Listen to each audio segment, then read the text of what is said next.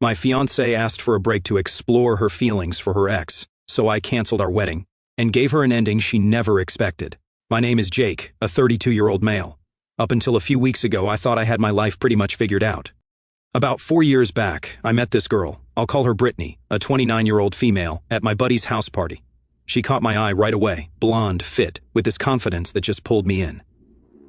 We started talking, and man, the way she kept laughing at my jokes and touching my arm, I knew I wanted to see where this could go. We hit it off quickly. She's a graphic designer and does freelance work for some big clients. Our schedules matched up really nicely. We'd catch dinner after work, spend weekends hiking, or check out new restaurants. The chemistry was amazing too, if you know what I mean. After dating for about 1 year, moving in together just made sense. I had this nice place in a good neighborhood, a 2-bedroom with an updated kitchen, the stuff that matters. Brittany moved in with her clothes, some furniture, and these plants she was obsessed with. Living together was surprisingly easy. We didn't have those annoying fights about dishes or laundry that my buddies were always complaining about with their girlfriends. Fast forward 3 years, and things were solid between us. We started talking about marriage, kids, and all that future stuff. I'd been saving up for a while and finally got her this ring. I spent way more than I probably should have, but I wanted it to be special, you know? Nothing crazy fancy, but the kind that makes her friends jealous without screaming trying too hard. I proposed during this weekend trip to the mountains. I got down on one knee with this perfect sunset behind us. A total rom-com moment, but it felt right. Brittany cried, the good kind of crying, and said yes before I even finished asking. That night, we stayed up late talking about wedding plans and our future together. We picked October for the wedding, found this awesome venue by a lake about an hour outside the city, put down deposits, and started looking at catering options, the whole 9 yards. My parents even threw in some cash to help with costs, though I was covering most of it. That's just how I am. I like handling the big stuff. Brittany got super into planning. She'd send me these Pinterest boards with flowers and table settings, and dragged me to taste cakes, which, honestly, wasn't bad. Free cake, I'm in. She had all these specific ideas about colors and decorations that I didn't really get, but seeing her excited made me happy. I was handling the practical stuff, budget, venue contracts, that kind of thing. Honestly, life seemed perfect. I had my career going well, with regular promotions coming in. I had the girl, the house, and the future all mapped out. My buddies were either jealous or making whip jokes, but I could tell they respected what I had going on. Even my dad, who's super hard to impress, told me he was proud of how I'd settled down right. That's where things stood a few months back, before everything went sideways. About 6 months before the wedding, I started noticing changes in Brittany. Nothing major at first, just little things that seemed off. I'm pretty observant, got to be in my line of work, so these small shifts didn't slip by me. The wedding planning that had Brittany all excited suddenly became something she kept putting off. Earlier, she'd text me dress options during work or call me about which flowers to pick. Now, when I'd ask basic stuff like, "Hey, did you decide on your bridesmaids yet?" she'd just shrug and say, "Not yet, still thinking about it." Same deal with her dress, the cake, the DJ. All the things she used to obsess over. I remember asking her about finalizing the centerpieces, and she literally said, "There's still plenty of time, Jake. We don't need to rush everything." This coming from the girl who made a 6-month countdown calendar for our wedding that was hanging on the fridge. Then there was the phone thing. Brittany started guarding that iPhone like it contained nuclear codes, always face down when I was around, taking calls in another room or the bathroom, texting with this little smile on her face. When I'd walk by, she'd quickly switch apps. Classic sketchy behavior, right? At first, I thought maybe she was planning some surprise for me or something, but deep down, I knew that wasn't it. I didn't make a big deal about it, though. I didn't want to come off as the jealous, controlling boyfriend. Plus, I wanted actual evidence before saying anything. That's when the real eye-opener happened at this party with our friends. Someone suggested playing this stupid TikTok game where you answer questions without thinking. Most questions were silly stuff like, "What's your most embarrassing moment?" or "Who would you swap lives with for a day?" Then came the question, if you could relive one relationship from your past, which would it be? Without even hesitating, Brittany said, "Definitely Ryan." The whole room went quiet for a second. Ryan was her college boyfriend. They dated for like 2 years before we met. According to Brittany, he was her first serious relationship, the guy who supposedly broke her heart when he cheated on her with some girl from his study group. Our friend Sam tried to smooth things over with some joke, but man, that moment felt weird. I kept my face neutral, but inside I was like, what the actual hell? Who says that in front of their fiancé? Later that night, when we got home, I casually brought it up, trying to keep it light. "So, Ryan, huh? Interesting choice for that question." She instantly got defensive. "Oh my God, it was just a stupid game. Don't read into it. I was just saying the first thing that came to mind." "And sure," I said. But of all your exes, that's who you'd want to relive a relationship with? The guy who cheated on you? She rolled her eyes. Jake, seriously, it doesn't mean anything. Can we not make this into a thing? I dropped it after that. It didn't seem worth fighting over, but it stuck with me. After that night, I started paying more attention. I noticed she'd been searching Ryan's name on Instagram. I found out through a mutual friend that Ryan had actually moved back to town a couple of months ago after his divorce. Convenient timing, right? And then came Brittany's best friend, Kelly. That girl was hanging around our place a lot more. She'd be there when I got home from work, sitting with Brittany at the kitchen island, their conversation stopping abruptly when I walked in. Kelly would give me this weird smile and say something like, "Just girl talk," before changing the subject. I overheard Kelly one night when I came home early.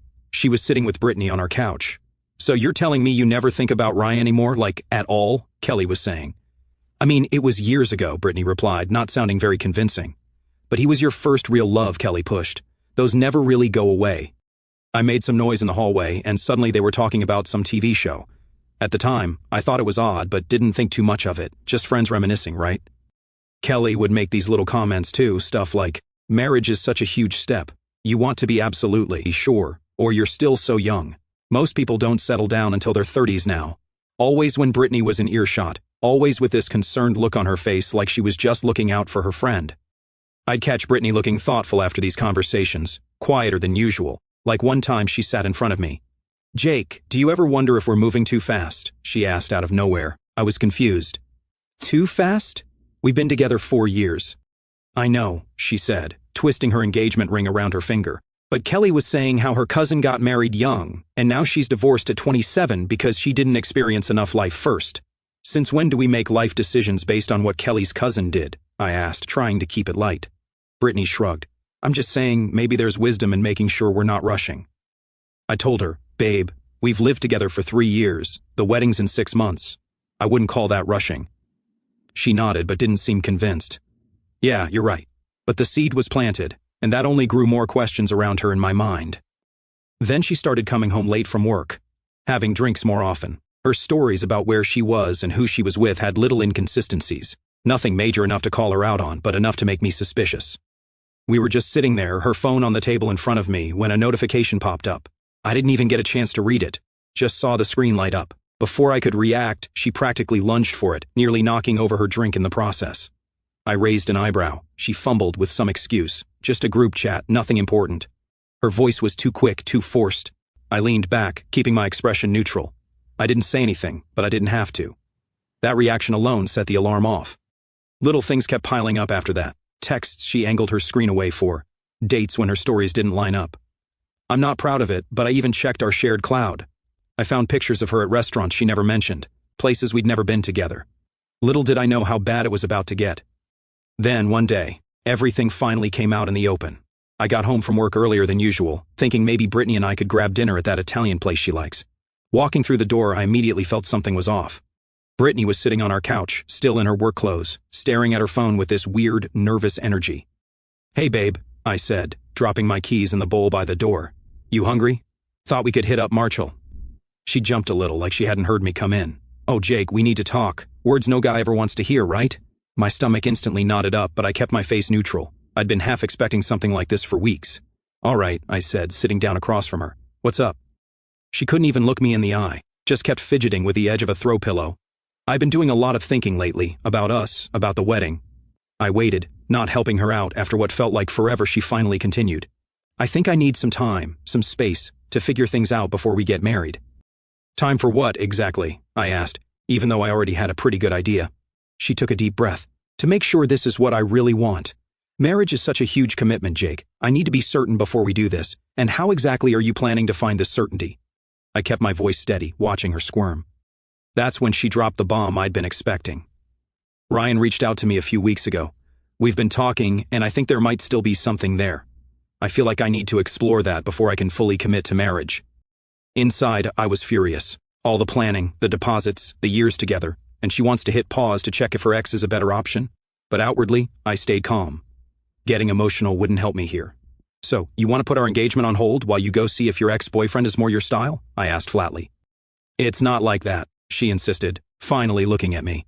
"This isn't about comparing you two. It's about making sure I'm not having doubts. If it doesn't work out, we can pick up right where we left off. I promise. Promise? I'll come back? The audacity. Like I'm some toy she can put on a shelf while she tests out a different model, like I'd just be sitting here waiting for her to decide I was good enough after all. She kept talking, and I noticed something weird. Some of the phrases she was using sounded exactly like Kelly. I need to honor my feelings and explore unresolved emotions. That wasn't how Brittany talked. That was Kelly speak. Did Kelly suggest this break? I asked suddenly. Brittany's eyes widened a bit. What? No, I mean, I talked to her about my feelings, but this is my decision. So you talked to Kelly about Ryan before talking to me? She shifted uncomfortably. Kelly's my best friend. She knows my history with Ryan.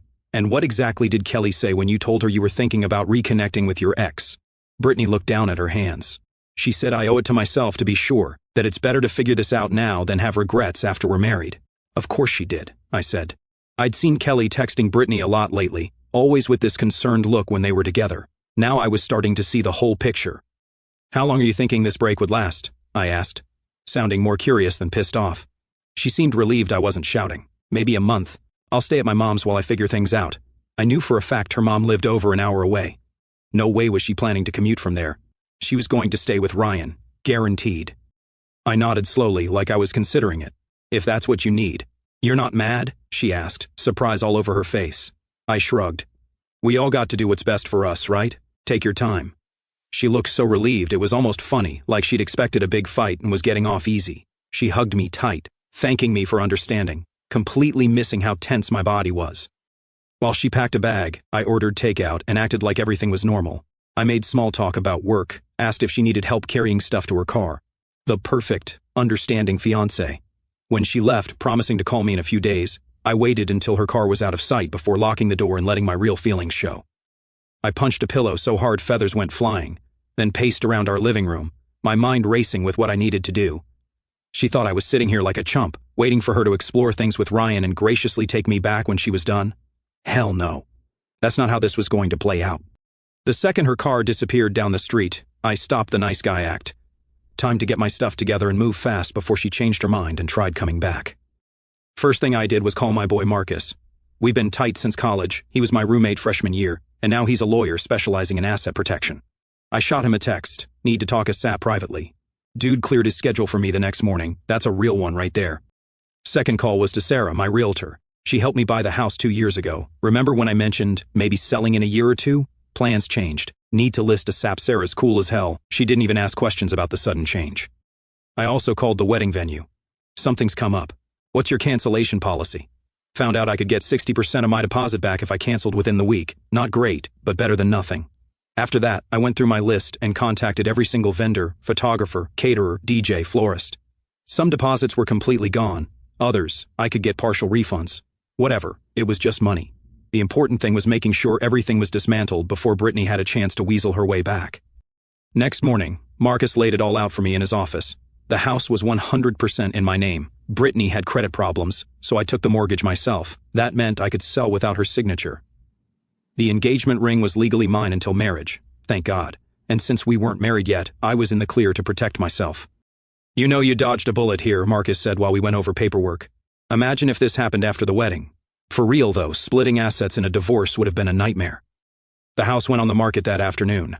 Sarah priced it aggressively to sell quickly, still profitable in our hot market. I started packing my essential stuff and rented a storage unit for the rest. While cleaning out the home office, I found something interesting. A folder marked personal in Brittany's desk. Being the suspicious dude I now was, I looked inside. Holy crap. Credit card statements showing over $42,000 in debt she'd never told me about. Designer clothes, spa trips, and, this is the best part, a weekend getaway from 2 months ago when she claimed to be visiting her sister. Hotel charges in a town 3 hours away. Restaurant bills for 2. Man, she'd been planning this Ryan reunion for months. Looking closer at the dates, I noticed something interesting. Brittany's secret spending started ramping up right around when Kelly got promoted at her law firm. Suddenly, there were shopping trips, expensive dinners, weekend getaways, a $700 charge at some designer boutique the day after Kelly's promotion party. It clicked then. Kelly had always lived large, designer everything, fancy car, luxury apartment. And suddenly Brittany was trying to keep up, hiding the bills from me. I remembered Kelly's comments at dinner: once you work too hard to not treat yourself, Brit, and life's too short to worry about saving all the time. Brittany had always been smart with money before Kelly's influence went into overdrive. Now she was drowning in secret debt while trying to maintain the lifestyle Kelly had normalized. Just another way her best friend had been undermining us without me realizing it. I took pictures of everything and kept packing. A week into Brittany's break, she texted to check in, acting all casual. "Hey, how are you doing? Miss you." I kept my responses vague but positive, all good here, taking care of some business stuff. "How's your mom's place?" She had no clue I knew she wasn't at her mom's at all. My buddy Dave saw her and Ryan having dinner downtown 3 days after she left, playing house with her ex while keeping me as the backup plan. 2 weeks in, something unexpected happened. Kelly, Brittany's so-called best friend since college, called me out of nowhere. "Can we meet for coffee? There's something you should know." I was suspicious but curious, so I agreed. Kelly had always been cool. The smart one in Brittany's friend group, pre-law, ambitious, actually had her stuff together. She was waiting at Starbucks when I got there, looking nervous. After some small talk, she dropped the bomb. She'd known about Ryan for months. Brittany had been planning this break since he moved back to town, confiding in Kelly about her conflicted feelings and how she needed to explore her options before settling down. "She's been lying to you, and it's not right," Kelly said, her hand brushing against mine on the table. "You deserve better than being someone's plan B." I thanked her for coming clean but didn't show all my cards. "I appreciate your honesty." As I got up to leave, Kelly grabbed my arm. "I've always thought Brittany was an idiot for not appreciating what she has with you. Some of us would never take that for granted." The look she gave me made her meaning crystal clear. Interesting twist. Over the next week, Kelly kept texting, first with more dirt on Brittany and Ryan, then with more personal messages, asking about my day, sending gym selfies, suggesting dinner to talk more about the situation. I played along, meeting her for dinner one night. She showed up looking hot, clearly having put in extra effort. Throughout dinner, she kept touching my arm, laughing extra hard at my jokes, making it obvious she was available. "I've always been attracted to you," she admitted after dinner, "but I respected your relationship with Brittany. Now, though," I smiled and let my hand rest on hers. "Now, things are different. I didn't take it further, even when she invited me up. That wasn't my endgame, but having Kelly in my corner was useful info that Brittany would soon discover." Meanwhile, the house sold in just 9 days, $15,000 above asking price. I closed the deal and moved my remaining stuff to a sick apartment downtown. I also accepted a promotion at work that I'd been on the fence about. It came with a fat raise but required relocating to our Seattle office. My life was completely transforming, while Brittany remained clueless, still thinking I was at home waiting for her to finish finding herself. 3 weeks into her break, she texted that she wanted to meet that weekend to talk about us. Her timing couldn't have been better. Everything was in place.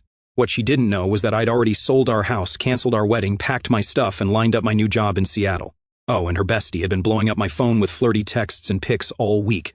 Game time. I suggested meeting Brittany at this coffee shop downtown. Neutral territory, public enough that she couldn't make a scene, or so I thought. I got there early, grabbed a corner table and waited. When she walked in, I could tell she was in full win-him-back mode. Hair freshly done, wearing this green dress she knew I liked, full makeup, the works. Her face lit up when she spotted me, rushing over with this big smile like we were in some rom-com reunion scene. She went for a hug that I barely returned, just a quick pat on the back. "I've missed you so much," she gushed, sitting down across from me.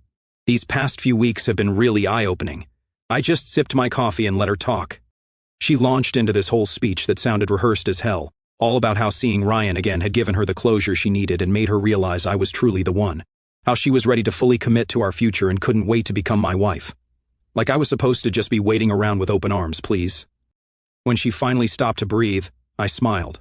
"You done?" Her expression faltered a little. "What?" "I'm asking if you're done with your little speech." She blinked, clearly confused by my tone. "Jake, I'm trying to tell you I want to come home. That I choose you." I leaned forward. "That's interesting timing because I just sold our house." The color drained from her face. "You what?" "Sold it. Closed last week. Made a nice profit too." She stared at me like I'd grown a second head. "But where are you living?" "Got a sweet place downtown just until next month when I move to Seattle for my new position." Her mouth opened and closed like a goldfish. "Seattle? New position? What are you talking about?" I took another sip of coffee. "Oh, and I canceled the wedding. Lost some deposits, but most vendors were pretty understanding when I explained the situation." Tears started welling up in her eyes. "You canceled our wedding without even talking to me?" I let out a cold chuckle. "Oh, you mean like how you talked to me before running off to explore things with Ryan?" "Right. You didn't ask, you informed me. So I did the same." I met her stare, unshaking. "You wanted space? Congrats. Now you've got all the space in the world." "This isn't fair at all," she cried, getting louder and making people at nearby tables look over. "I just needed some time to be sure." I shrugged. and I needed to move on with my life. By the way, I found your credit card statements. The $42,000 in debt you've been hiding, including that weekend you definitely weren't at your sister's. That's your problem now. Her face crumpled as reality hit her. Her safety net was gone, her backup plan had vanished. We can still fix this, she pleaded, reaching for my hand across the table. We can push back the wedding, find another house. Her phone buzzed on the table. A text notification from Kelly lit up the screen. Did he buy the BS apology, LOL? Brittany's eyes went wide as she grabbed her phone, but it was too late. I'd seen it, and she knew I'd seen it. Kelly's been texting you, she said, looking baffled. Among other things, I said with a slight smile. Though, to be honest, I've been more interested in getting to know Jess from my office. She's been incredibly supportive through all this. That part was actually true. While Kelly had been throwing herself at me, mostly to get back at Brittany, I found out later, Jess from accounting had been genuinely cool, letting me vent, helping me navigate the relocation paperwork, just being a real friend. Something that might turn into more in Seattle, but I was taking it slow. No need to tell Brittany all the details, though. You've been seeing other people? She asked, voice cracking. While I was gone? No, Brittany, I said. I've been rebuilding my life while you were cheating on me with your ex. There's a difference. She broke down, started full-on crying then, mascara running down her face. People were definitely staring now. Please, Jake, I made a terrible mistake. I love you. We can start over. Please give me another chance. I stood up, dropping cash for the coffee. That's the thing, Britt. I already have started over, and my new life doesn't have room for someone who treats me like an option. As I walked toward the door, she called after me. What am I supposed to do now? I turned back one last time. I hear Ryan's available. Word is, he's already seeing someone new. Tough break. The look on her face was priceless, like she couldn't process that her carefully laid plans had completely blown up in her face. Walking out of that coffee shop felt like dropping a 100-pound weight I didn't even know I was carrying. For weeks, I'd been so focused on the logistics, selling the house, canceling the wedding, setting up my move, that I hadn't processed my emotions.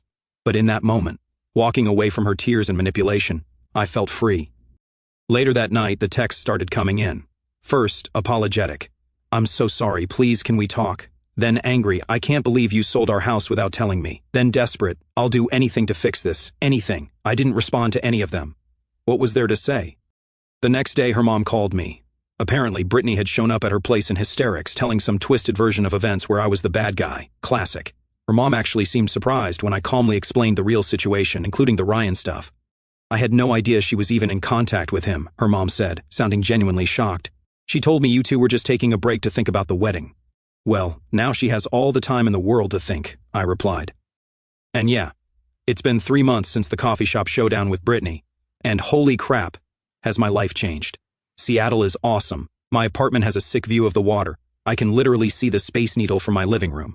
The tech scene here is incredible, and my new position has me heading up an entire division. More money, less stress, and actual respect from upper management. Wild how quickly things can turn around. But y'all want the drama, so let me catch you up on how everything wrapped up back home. About a week after I moved, I got a weird message request on Instagram. It was from Ryan. Yeah, that Ryan. Didn't see that coming. He sent this long paragraph about how he never meant to cause problems between me and Brittany. Claimed that she had contacted him first, way before she asked for our break. According to him, she'd been messaging him for months after finding out he moved back to town, carefully planning her little exploration while I was busting my ass at work and planning our wedding. The best part? Ryan ended things with Brittany just days after our coffee shop meeting. His exact words, if she could do this to you, she could do it to anyone. Karma's a bitch, ain't it? Through mutual friends, I heard Brittany's professional life took a nosedive too. Remember all those freelance clients she had lined up? Most of them found other designers. Not because I said anything bad about her. I didn't need to. Word gets around in the industry, especially in a city our size. One of her biggest clients actually reached out to me. We heard what happened with the engagement, they said. We're looking for someone who can commit to long-term projects. Do you know any reliable designers? I recommended my friend Alex, who needed the work. They got the contract, Brittany got nothing. Her social media meltdown was something to see. First came the sad quotes about losing your soulmate and realizing what you had too late. Then angry posts about toxic people who can't handle personal growth. Finally, desperate attempts to show everyone how amazing her life was going. Her last big announcement was about starting her own design firm. 3 days later, a friend saw her sending out job applications at the local coffee shop. Guess that business venture didn't pan out. Last week, her sister messaged me. Brittany's been staying with their parents for the past month, claiming she needs time to heal from our breakup. Her sister's exact words, "She really thought you'd wait for her. When she found out you sold the house and moved across the country, it completely shattered her fantasy." Good. Reality checks are important. The most satisfying moment came during a video call with our old friend group. They were filling me in on local gossip, and someone mentioned seeing Brittany at a cafe trying to explain to a potential client why her portfolio website was down. Turns out, she forgot that I was the one who set it up and maintained it. She couldn't figure out how to renew the hosting when it expired. Not my problem anymore. My new life here is coming together better than I could have imagined. I started taking Spanish lessons, and even adopted this goofy rescue dog named Moose. Dude's a better companion than Brittany ever was. Doesn't lie about where he's been and is actually excited to see me when I get home. The tech community here is super welcoming. Last week, I was asked to speak at this developer conference, something that never would have happened if I'd stayed in my comfort zone back home. It's crazy how much you can accomplish when you're not dragging dead weight. I had one final interaction with Brittany about a month ago. She emailed, asking for some old photos from our shared cloud account. I'd already downloaded what I wanted and closed the account weeks earlier. Her email said, "I know you're trying to erase me from your life, but you can't just delete our memories. Those 4 years meant something." My reply was simple: "You're right. Those years taught me what I don't want in a partner. Thanks for the lesson." Some mutual friends think I'm being too harsh. They say I should be more understanding of her moment of confusion. But that wasn't a moment. It was a calculated decision to keep me as a safety net while she pursued what she thought was a better option. As for Kelly and that whole situation, we hooked up a couple of times before I moved, but there wasn't anything real there. She was more about getting back at Brittany than actually being with me. I'm cool with that. We both got what we wanted. Jess from work ended up transferring to the Seattle office too. We've been dating for about a month now, taking it slow, but it's good. She's straightforward, ambitious, and doesn't play games, night and day compared to what I had before. The biggest lesson from all this: when someone shows you who they are, believe them the first time. Don't wait around hoping they'll suddenly become a better person. Brittany showed me exactly who she was, someone willing to put our entire relationship on pause to test drive an ex.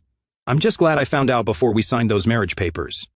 Now I'm in an awesome city with a killer job, making new friends, and feeling positive about the future. The pain of betrayal has been replaced by straight-up gratitude for dodging that bullet. Thanks for following along with my story, Reddit. Your comments and messages helped more than you know. Going to sign off now. Moose needs a walk, and I've got dinner plans with Jess. Life goes on, and sometimes it goes on way better than you could have imagined.